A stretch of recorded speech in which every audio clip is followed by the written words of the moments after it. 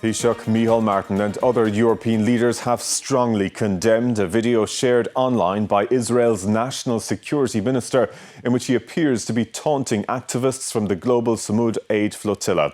A number of Irish citizens, including sister of President Catherine Connolly, are among hundreds of activists who arrived to the port of Ashdod after being forcibly detained by Israeli authorities. The Taoiseach said the footage was shocking, disgraceful and disgusting.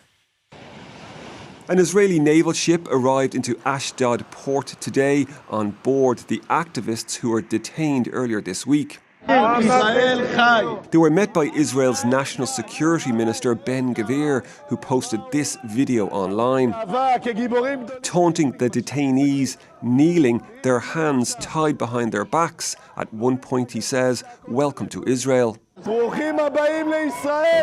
Earlier in the footage, Irish woman Katrina Graham shouts out and is pushed down. Free, free Palestine! This evening, her mother told RTE News that she was appalled at her daughter's treatment. Katrina and her colleagues in the flotilla are so brave and they deserve our support.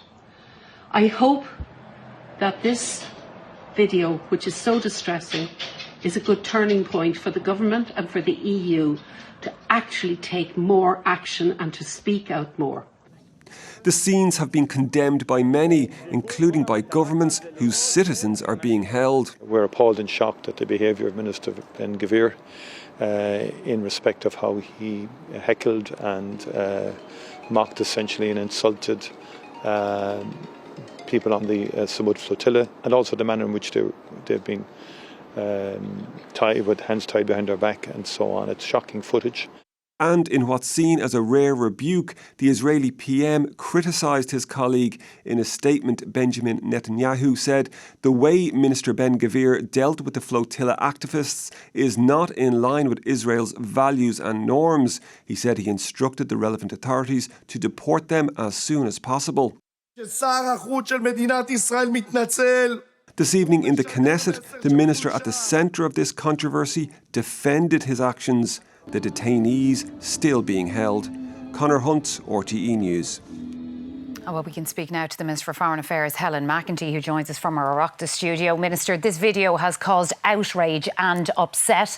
How many Irish citizens are being detained, and what is this government doing to get them out of there? Well, firstly, I mean, look, this is utterly appalling footage that we've seen. The very fact that we have a government minister from the Israeli government taunting and goading innocent citizens and civilians that have been illegally detained. It's completely unacceptable, and I welcome the fact that other countries like Ireland have condemned these actions and have called for the immediate release of our citizens. We've been engaged with the Israeli authorities from the moment that the first boats were intercepted. That's 2 days ago now at this stage, and we have been very clear that we need access to all of our citizens so we can speak directly to them. We haven't been granted that access as of yet, but we've been very clear, and our focus and my priority is making sure that we can speak directly to them, and importantly that we can ensure that they are safe, that they are well, and that we can get them home as soon as possible. Are you clear on the number of Irish activists that are being detained there? There are 15 Irish activists, and as of now, my understanding and our understanding is that all 15 are being detained. This obviously has happened over a number of days. You had 55 boats and 400 plus people overall, but 15 Irish citizens we know were part of the flotilla, and the 15 we believe are now being detained. Where they will be taken to, though, because the last time this happened, they were taken to a detention centre a number of hours away. We're not clear yet whether that will happen or whether they will be released, and whether we will, my embassy and team on the ground, be able to engage with them directly and get them home before it gets to that point. Italy, France, the Netherlands, Spain, Canada, they've all summoned the Israeli ambassador in their countries. We don't have an Israeli ambassador in this country anymore because they closed the embassy because of what they said were Ireland's hostile policies. How do you make objections, or who do you make objections to when we are at a diplomatic loss?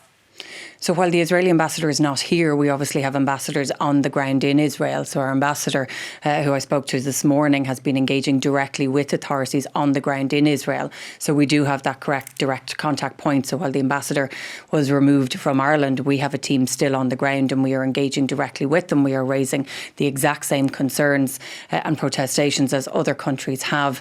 But if I could say, I mean, this has to be a turning point for all of us within Europe. Ireland has consistently for some time now said that we need a more unified response, because while this is one Israeli minister, this is symptomatic of the entire Israeli government and actions that they have taken, not just what we've seen in Gaza, but what we're seeing happening with the reintroduction of the death penalty, with the annexation in the West Bank. And we have made movements finally last week. We had sanctions imposed on violent settlers. And I would hope again, with the engagement I'm having with colleagues, that the next council meeting, we will have a vote on imposing stronger sanctions. We have to respond to this effectively. It can't be words at this stage. OK, Minister Helen McEntee, thank you for joining us this evening.